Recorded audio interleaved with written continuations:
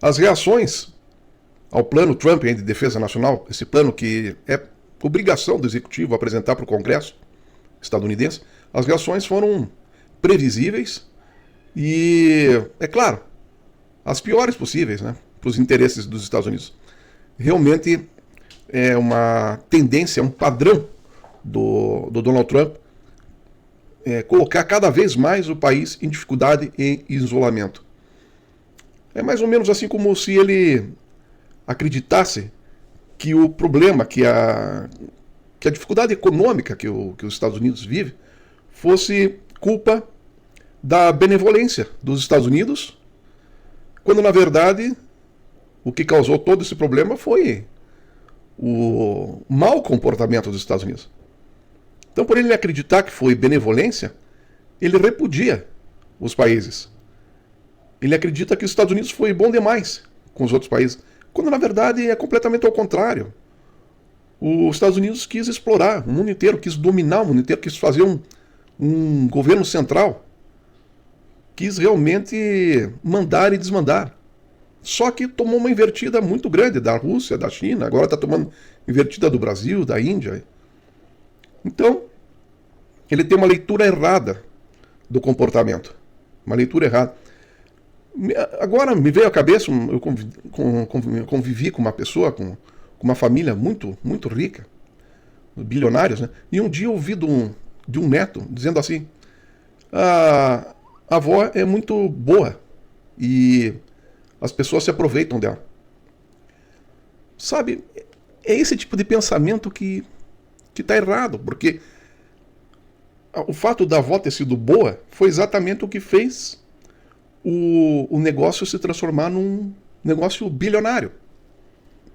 Não tem nada a ver. E se existe alguma dificuldade agora, algum entrave econômico, é porque os herdeiros não souberam ou não sabem como conduzir aquele legado. Então a mesma coisa acontece com o Trump. Ele acredita que os outros governantes agiram errado, foram benevolentes, foram bons demais. E daí ele resolve escantear, inclusive a Europa, aliada, histórica, principalmente após a Segunda Guerra Mundial, né? Então existe um erro de leitura, talvez provocado, porque por falta de alternativa, tem que culpar alguém, mas não tem coragem de culpar a si mesmo, como representante do governo dos Estados Unidos. Não dá para apontar o dedo para si mesmo. Dá para apontar o dedo para o Biden, isso é fácil. Mas o problema não é o Biden. E também o problema não é o Trump. Eles fazem parte do problema. Mas o problema é o modus operandi, beligerante, imperialista, explorador, que os Estados Unidos têm vivido nessas últimas décadas. Então, a situação é essa, ele acaba criando inimigos todos os dias e cada vez mais convencidos pelas declarações tão francas, né? São declarações francas de que estão numa situação difícil porque acreditam que os outros países falharam com os Estados Unidos. A gente sabe, por exemplo, que a China, que o FBI coloca como adversário, né? A China salvou a produção dos Estados Unidos. E essa é a verdade. A mão de obra barata da China salvou os Estados Unidos, poderiam estar em decadência muito antes disso. E ele, nesse documento, tem um ponto lá que ataca as elites pelo globalismo, pela transferência da mão de obra, da manufatura para a China, por exemplo, e outros países, Vietnã, Malásia, Índia, até mesmo o Brasil. Então ele ataca o motivo errado. Na verdade, essa elite produtiva fez a coisa certa. Levou fábricas onde a mão de obra era mais acessível. Quem falhou não é essa elite que o Donald Trump ataca. Quem falhou é a outra elite beligerante, financista ou até mesmo da indústria farmacêutica. Eu comentei aqui da diferença de preços entre remédios aqui no Brasil e lá nos Estados Unidos.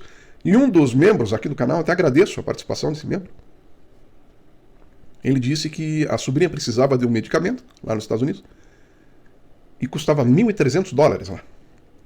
E aqui no Brasil custa $30. Então um parente pegou, mandou um casaco de lã, enfiou o remédio nos bolsos e despachou para os Estados Unidos e chegou lá por $30, o que custaria $1.300 lá. Então se tem alguém roubando, que ele sempre diz, né, que os países roubam, os Estados Unidos fomos roubados todo esse tempo. Se existe alguém que está roubando, é o próprio empresário ou essa elite estadunidense que está roubando do povo. Está roubando do Estado, está roubando do povo. Claro que o Estado é conivente, né? Sim. Mas não deixa de roubar do Estado. Porque coloca o Estado estadunidense em dificuldade. Não tem dinheiro. Mas é claro, paga por um botão de acionamento de uma trava lá do Sikorsky $42 mil, enquanto a trava custa $15. Então é muita roubalheira, muita corrupção. Corrupção elevada ao nível mais extremo que eu já vi na minha vida. Nunca vi nada igual. E depois tem coragem de falar de corrupção em outros países, né? Porque fulano é corrupto, porque o ciclano é corrupto. E esse tipo de corrupção, onde se cobra $1.300 um remédio que custa 30. Onde se cobra $42 mil um botão que custa $15.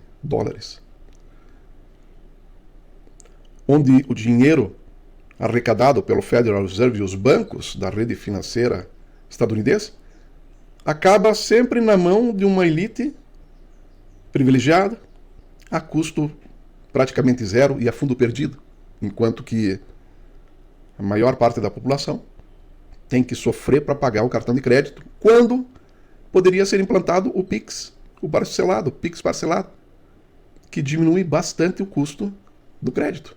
Mas não.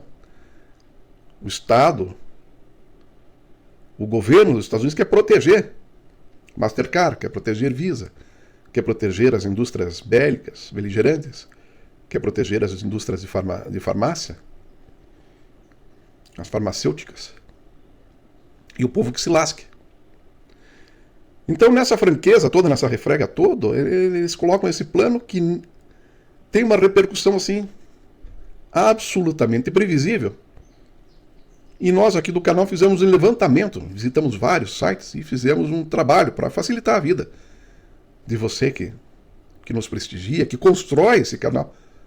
Com a gente você constrói. Você quando manda um Pix aqui pro canal, ou quando você faz um comentário, quando você faz uma correção. Outro dia eu falei do acordo do Mercosul, disse assim, o Brasil tem um acordo com Finlândia, Suíça, Noruega e Liechtenstein. Aí um internauta me fez uma correção, ele disse assim, não é Finlândia, é Islândia. Perfeito, obrigado. Então o canal está sendo construído. Uma vez eu falei do SWIFT, né, como o SWIFT tendo a sede nos Estados Unidos. Não, o internauta corrigiu, ele disse, não, o SWIFT tem sede em Bruxelas. E assim a gente vai construindo o conhecimento. Não é verdade?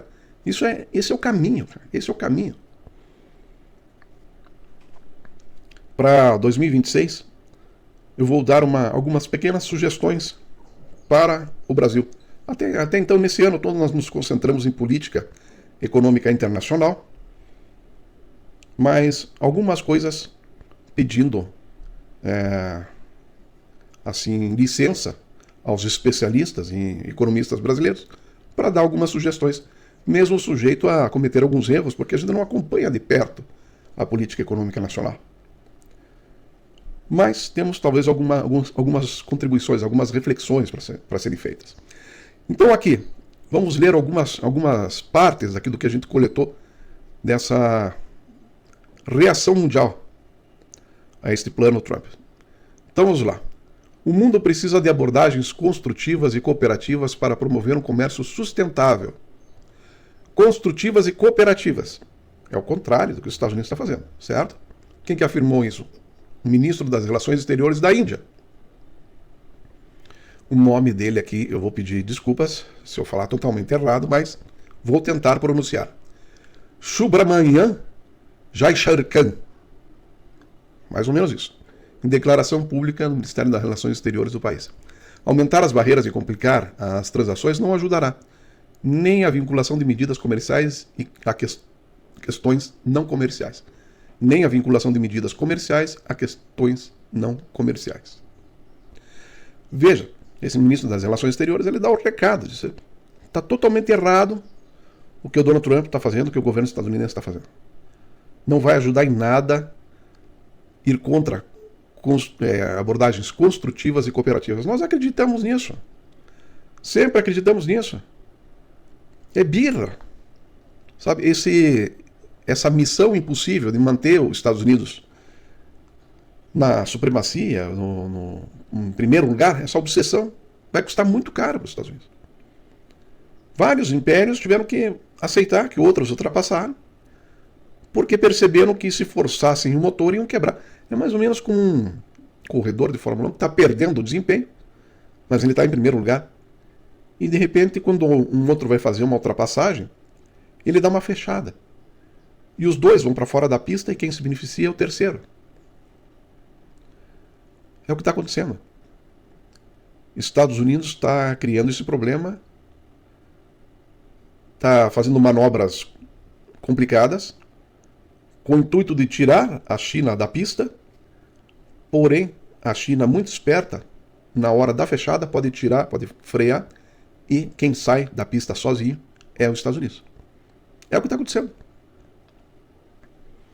Vamos lá. Ministro das Relações Exteriores de Cuba, Bruno Rodrigues Parrilla, descreveu a situação como uma ameaça muito séria ao direito internacional e uma escalada de agressão militar e de guerra psicológica contra o povo e o governo venezuelano, com consequências incalculáveis e imprevisíveis para a paz, segurança e estabilidade na América Latina e no Caribe.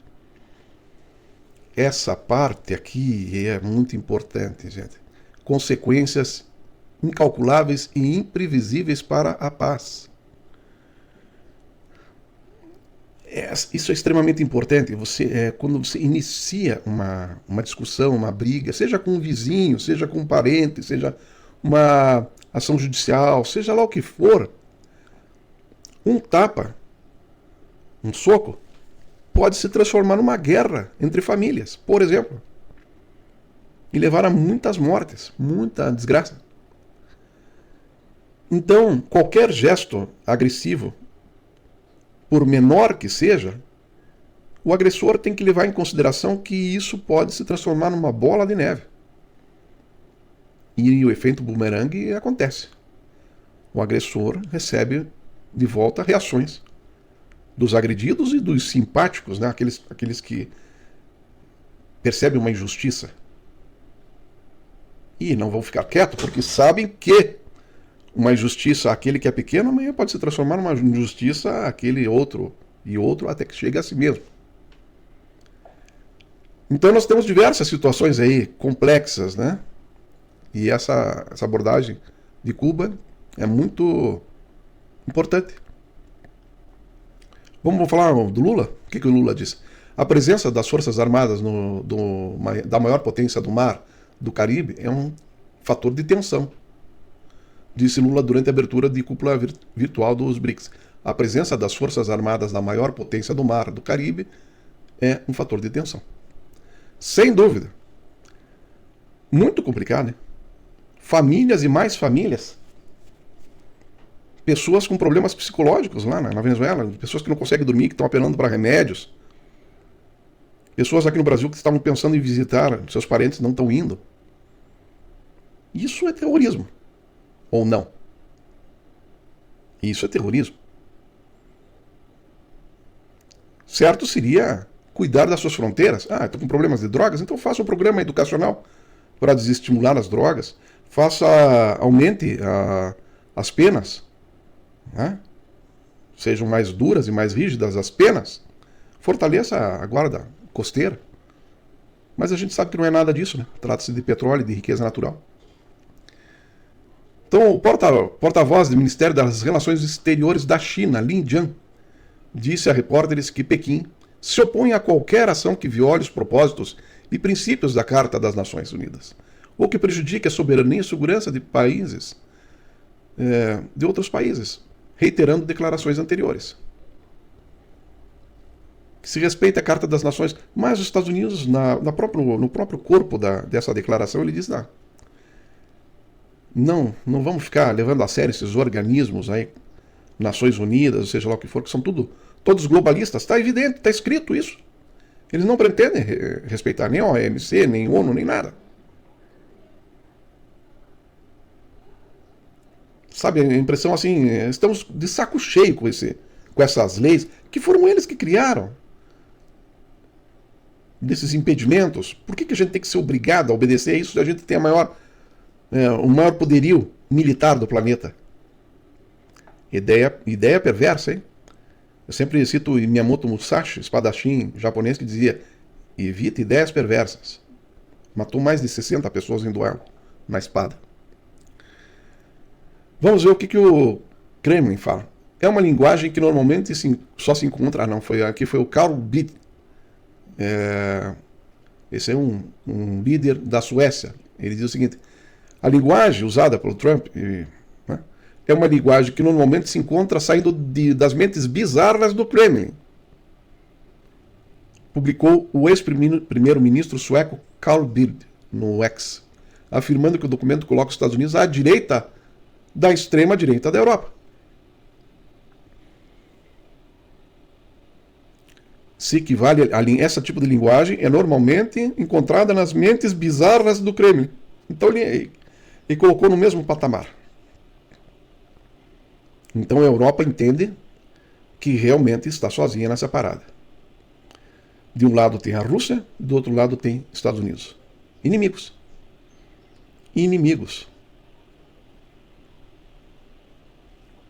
Aposto que os líderes europeus estão refazendo os cálculos. Eu sempre disse que a Alemanha não quer confusão com a Rússia, não quer confusão com a China. Tá aí, o Donald Trump coloca em risco a OTAN. Coloca em risco a OTAN. Dessa forma, sempre que a Europa tem que reagir de alguma forma. Aliás, o acordo do Mercosul, que estava sendo barrado pela França ali, eu acredito que a França agora recebe um impulso a mais para que faça o acordo. Sim, porque quem não quer esse acordo é os Estados Unidos. Mas peraí, agora os Estados Unidos demonstra ser inimigo, então dane-se o que eles querem, o que eles não querem. Não é verdade? Vamos lá. A sessão dedicada à Europa, que de forma impressionante parece um panfleto de extrema-direita, observou Gerard Aru, ex-embaixador francês nos Estados Unidos, na publicação no X.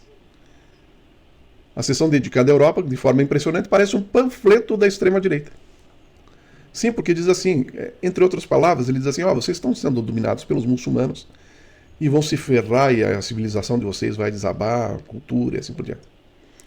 Sim, os muçulmanos serão maioria, se já não são maioria, serão maioria em breve na Europa. Isso não tem a menor dúvida. Agora isso é um problema, se for um problema, é um problema da Europa. Então, eles dizem claramente, pare de se meter. Um ex-embaixador francês nos Estados Unidos. E ele completa assim, acrescentando que o documento confirma a percepção de que Trump é um inimigo da Europa. Mas veja, não é o Trump. O Trump é um funcionário de uma turma. Esses são inimigos da Europa? Não. Eles simplesmente não querem mais ter a despesa que a Europa dá. Tipo assim, vocês não nos interessam mais. Vocês são fracassados. Vocês estão em decadência. Então que se lasquem. Não é o Trump. É todo o aparato que está por trás dos democratas e dos republicanos. E eles são claros, realmente, na maneira como eles não encaram, e estão certos. Eles não encaram de forma positiva nenhuma esse apoio à extrema-direita. E não pode mesmo. Não pode mesmo. Como eu falei, eu ouvi de uma amiga alemã uns tempos atrás, que a Europa pode causar de novo o problema que existiu lá da perseguição aos judeus, mas dessa vez uma perseguição a outros povos. Isso é um absurdo, isso não deveria nem ser cogitado, cara. Eu sempre digo, se alguém tem a mínima simpatia com o nazismo, leia o livro sobre a história do Hitler, maior autoridade de Hitler, um livro desse tamanho. Visite um campo de concentração.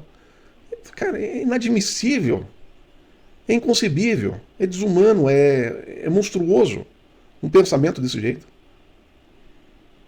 É monstruoso um pensamento desse jeito. Então a Europa tem que reagir, sim. E como eu disse, comece assinando o acordo com o Mercosul aqui. Vamos lá. Tem um legislador aqui, um democrata lá nos Estados Unidos, que escreveu o seguinte: os Estados Unidos, legisladores democratas também manifestaram preocupação com a estratégia com o senador Richard Blumenthal de Connecticut, escrevendo no X que ele pressagia contratempos, abandonando aliados, sacrificando a Ucrânia e desconsiderando os objetivos estratégicos fundamentais e valores básicos. Tá aí. E é mentira isso? É mentira? Que os Estados Unidos está abandonando a Ucrânia? Não, não é. Então, tem todo um significado muito forte a respeito dessa carta que foi, né, colocada.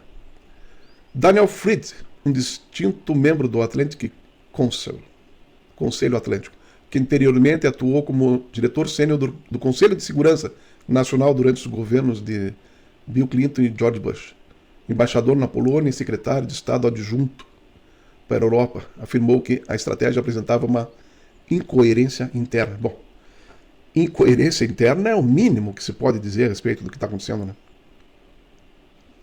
É como eu disse, desde o começo, a incoerência é total. Total. Comete erros e resolve agredir pessoas, eu falo pessoas, países, né, que ajudaram.